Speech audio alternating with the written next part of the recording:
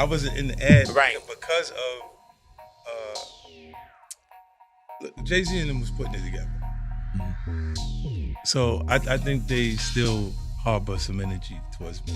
You think you were purposely left out of the ad? No. Oh, okay. I don't think. I think that they were saying the NFL had some issues with me that I don't know what those issues are. Like what is the issue? You see what I'm saying? Like, and I with M, because like with Nori he had communication. He said, yeah, I talked to the big homie. He said, so Jay was telling me, you know, the white boy wouldn't do the truth without 50. I hit the homie, the big homie Jay-Z, right? And I told him to come pull up on me. And he pulled up on me. And he said, the white guy called for 50 Cent. So I said, well, who's the white guy? I'm digging this Jimmy Iovine. He said, no, Eminem called directly for 50. And he said, that's his guy. He said, I can't do it if I can't bring 50 up. But that's his guy. Right? And I'm like, that's when I start saying crazy stuff. Like, I'm not looking and go, oh, I should be doing it. So he imaged himself after a gay painter. Big homie want to look like a gay painter. What are we talking about here? We're talking about Basquiat. He wants to look like a gay painter. Oh my God, I think I know where we're going with So this. now look, what I'm saying to you is, look, when you start looking at, that's not mine, that's theirs, their heartbreak, right? But when you look at, M is looking at the entire legacy. The biggest names in the rap game are at it again, and this time it's serious. I see a lot of, I would call epics, these little commercials, these little cartoon things, South Park, that popped up with the devil, talking about, I don't want to do it if Diddy did it. Did you ever see that on South Park? I haven't seen that one yet. Yeah, 50 ended up posting it, but I'm a South Park fan, so I already knew about that one, you know what I'm saying? So, that was on, was that on South Park? Yeah, that was on South Park. Yeah, South Park. Yeah, so I'm like, I'm a South Park fan, so I'm looking at that, so, and I say that this guy could have went down in history as one of the greatest producers that put together some of the greatest music in the 90s and having arguably one of the top greatest rappers in hip hop in his camp.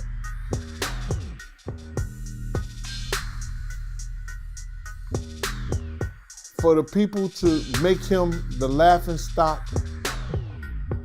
of hip hop, the laughing stock of Facebook, Instagram, YouTube, is one of the greatest tragedies of our time. Jay-Z's career, you can look at that and say the association to Beyonce is when he started to receive the 16 17 Grammys since he's been with Beyonce, right? And you go, prior to that, one. Right. You see what I'm saying? So that came in association, like you see their kids even have Grammys. Like they don't sing yet. They don't sing. Right. They don't rap yet. And they already have Grammys. 50 Cent has never been one to back away from the truth, and this time he has taken on Jay-Z, but not for reasons one might think. Shockingly, he has come out in support of troubled rap mogul Diddy and destroyed anyone who has not supported him during this trying time, including Jay-Z. He hasn't hesitated to take shots at the king of the rap industry. Take a look. I can't really offer that, bro. I can't really answer that. I don't know why, but just on some sucker shit, probably. You know what I'm saying? Trying to play 50. You know 50, come on, bro. 50 was rich at the time. 50 used to do music for him. Why he never asked him then when he was doing music for him? You understand? Just talk shit, want to have something to say. Knowing 50 hot. No 50, yeah, we'll probably have a crazy reaction. The recent raids on rapper and hip-hop mogul P. Diddy's homes in Miami and Los Angeles by Homeland Security have sent shockwaves through the entertainment world, leaving many questions swirling in their wake. With Diddy nowhere to be found during the raids and reports of his private jet leaving the country, speculation about his involvement in potentially serious crimes has reached a fever pitch. And for more on this, I want to bring in criminal defense attorney, former prosecutor Bernardo Villalona. Bernardo, there's this footage showing Diddy's sons detained with federal agents surrounding them. Based on what you can see here, does this appear to meet the legal standard for excessive use of force? No, not at all. In terms of how they were stopped and how they were detained, you have to think that when officers are going in to execute a search warrant, and I've written numerous search warrants as a former prosecutor, and they've been gone out to execute a search warrant as part of the officers. In terms of how it was executed and the force that they used, they immediately tried to detain any individuals that are inside of the home, and that's to just make sure they, one, identify who they are, but number two, and primarily the reason is for their own safety, the safety of the individual, as well as the safety of law enforcement. Again, we do not know what is the information that law enforcement had before going in to execute that search warrant. But a sign this shows me is that they had information that it's possible that the individuals that are inside of that house could be armed. While some hesitate to speak out against Diddy, citing his status and influence, others, like comedian Cat Williams and rapper 50 Cent, have been vocal in their criticisms. 50 Cent, in particular, has consistently called out Diddy over the years, pointing to alleged criminal activities and raising eyebrows with his bold accusations. Conspiracy theories abound, fueled by the mysterious circumstances surrounding the raids and Diddy's sudden disappearance. While some may dismiss these theories as mere speculation, there are undeniable data points that suggest Diddy may indeed be entangled in serious legal issues. As P. Diddy remains on the run amid speculation about his legal troubles, rapper 50 Cent has shifted his attention to another hip-hop titan, Jay-Z. With over 30 million Instagram followers at his disposal, 50 Cent has taken to social media to raise questions about Jay-Z's whereabouts, adding fuel to the already intense gossip surrounding the music industry. In a recent post, 50 Cent shared an image of missing persons featuring Jay-Z's face, accompanied by a tongue-in-cheek message. "Anybody seen Jay?" Puff said the ninja ain't answering his phone. This provocative move by 50 Cent underscores the gravity of the situation, as his public calls often signal deeper legal issues for those targeted. While some may view 50 Cent's antics as mere trolling, there's a growing realization among those on the fringes of the entertainment industry that patterns of behavior cannot be ignored. Alongside comedian Cat Williams, 50 Cent has emerged as one of the most vocal critics of alleged illegal conduct within the industry, unafraid to speak out against even the most powerful figures. Even Diddy's ex, Argina Deal, is aware of this fact. You start believing your own bullshit, and them two individuals together, man, you know they got to be crazy. Something got to be wrong with when he stood up there and he said that he want to challenge 50. And I don't know much about that clout shit. Him challenging 50 to a fight, and we seen how 50 Cent, we seen how Stevie J fight on Love and Hip Hop and all that other bullshit. Him Scrappy, him this other cat. My man, there's no way. There's no way. He don't want it with 50, bro. That's if that ain't cocaine, the Pope ain't Catholic. So you feel like 50 Cent would give Stevie J that work? It wouldn't even be a job. 50 Cent will whoop. 50 Cent will whoop niggas like Stevie J on the way to a real fight. You seen 50 fight before? I ain't never seen 50 fight. I seen some tapes of him get down on that end, but I never seen him fight in person. But I know the demeanor of a man. I was with 50 Cent on a couple of occasions, and one occasion, it was just me and 50 and about probably 6 other dudes that didn't want to get out the car because he was ready to get down. And you could see it in him. You could see he got it in him like that. I'm looking at him. I wrote this shit about this shit in my book. I didn't really know that 50 and Preem them was beefing like that. You know what I'm saying? Me and 50 had a conversation about him and Ja and why Ja was beefing at him and everything like that, or why they had some kind of misunderstanding or whatever like that. And when we got off the plane, I had asked 50, are you good with holding one of my girlfriends? And he was like, yeah, I'm good with that. So we was just chilling at the party, and Irv Gotti and them had rolled up in a limousine, and nobody got out but Preem. They were supposed to be going to Chaz's party. So nobody got out but Preem, and Preem was at the door, and 50 was just mean mugging him, and I didn't know why he was mean mugging him. You know what I'm saying? So Preem was telling me, yo, man, tell Chaz that we not coming to the party. We finna go over on the strip or whatever like that, and we'll talk to him tomorrow. And 50 just was leaning on the barricade, just like as if he was waiting for one of those cats to come out the car. I didn't really know they had a beef like that. He's also exposed Jay-Z's role in all of this. Because it was Dame Dash, it was Irv Gotti, it was Jay Prince, and Death Row.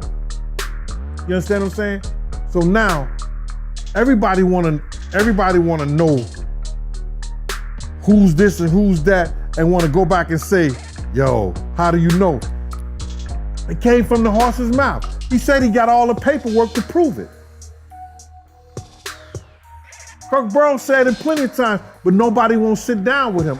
I mean, like, you won't get none of these, these radio stations and all this stuff like that to sit down with him. He said, I got the paperwork. He got files from the from the DEA and the FBI, all that stuff like that. He got plenty of paperwork behind this whole stuff. But people want to get on here and say, yo, because they not privy to the information, you understand, directly from the people who was involved. And you get a person like me that don't give a damn, and I repeat it and tell it. Oh, dude capping, dude looking for attention. No, it happened. Now other people coming out talking about it. They're putting Jay-Z was a part of it. Despite the public scrutiny, Jay-Z has remained silent on the matter, leaving fans and followers to speculate about the truth behind the rumors. As the drama unfolds and tensions mount, one thing is certain. The world of hip-hop remains as unpredictable and scandalous as ever, with no shortage of intrigue to keep audiences captivated. In the never-ending saga of hip-hop beef, 50 Cent has once again taken aim at Jay-Z, this time with allegations that are sure to set the gossip mill on fire. While their rivalry is no secret, what's emerged now is a jaw-dropping revelation about Jay-Z's alleged dealings with none other than Diddy. During a candid chat on Lil Wayne's Young Money Radio back in 2020, 50 Cent let loose on a tangent, throwing thinly veiled shade at Jay-Z while discussing matters of moral support. The power mogul didn't hold back, questioning how someone who champions prison reform could be in bed with figures like Rick Ross, all while being managed by someone with a controversial past. Look, if you said to me, I'm not even gonna say who I'm talking about, right? Please don't. I'm just gonna say, if you represent prison reform, how did you sign to a correctional officer and you're managed by a snitch?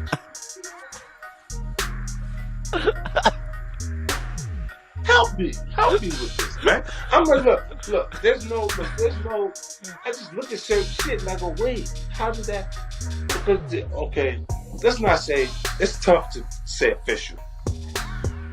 Right? When we look at things, you gotta say, there's a lot going on, and nigga, to make it, let's just make it, man. Let's just, in the journey, let's say success is for your life to be the way you want your life to be.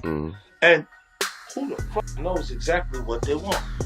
The target of 50 Cent's scrutiny is D. Perez, the CEO of Roc Nation, who, according to reports, has a history with the DEA and a past arrest related to cocaine possession. Despite her troubled past, Perez ascended to the top of Roc Nation, a move that has raised eyebrows and drawn criticism from figures like 50 Cent. But the plot thickens further with a surprising twist. Perez's name appeared on President Trump's list of pardons and commutations in 2021, alongside her husband, Juan Perez. The pardon, citing Perez's involvement in a narcotics conspiracy, raised questions about her redemption arc and the circumstances surrounding her partner. Desiree Perez became a cooperating witness for the DEA in the 1990s. She got arrested in 1994 for possession of 35 kilos of cocaine. Oh, that's a woman. That's a woman. Struck a deal with the feds, wore a hidden wire to record meetings with major cocaine traffickers, broke up major drug deals in Puerto Rico and Colombia. She's been pardoned. She got pardoned. Did they give her federal protection too? I don't think so. I would have told them that come with it. Don't think the shit come with it. You just gonna pardon her and don't. This happened in the 90s. You gonna let her out of jail to get smoked? This happened back in the 90s. So I think whoever she told on is probably dead or in jail. Then again, them Colombians. That shit don't never stop like that. Pop up motherfucking top. Well, and then there's the Detroit mayor, Kwame Kilpatrick. He got pardoned as well. He was doing like 20 years. You know about him? It was like corruption, bribery charges. Got locked up. He's out as well. Speculation abounds regarding the pardon's origins, with some suggesting involvement from figures like Van Jones, who has ties to Roc Nation. Jones, known for his work in criminal justice reform, has collaborated with the Trump administration in the past, leading to speculation about his role in Perez's pardon. Perez's unexpected pardon not only raised eyebrows, but also sparked speculation about the dynamics within Roc Nation, particularly its political affiliations. Questions swirled about whether the company's efforts to curry favor with the Trump administration influenced its artists' political engagements, especially during critical moments like the presidential race and the Georgia Senate runoff. While Alicia Keys and Megan Thee Stallion showed some support for Democratic causes, it was notably less visible compared to the high-profile endorsements from Beyoncé and Jay-Z in previous elections. Despite assertions that Roc Nation doesn't dictate its artists' political involvement, insiders hinted at a cautious approach, wary of potential repercussions from the mercurial Trump White House. That's all for today. Make sure to share your thoughts in the comments below. For more updates, hit the bell icon.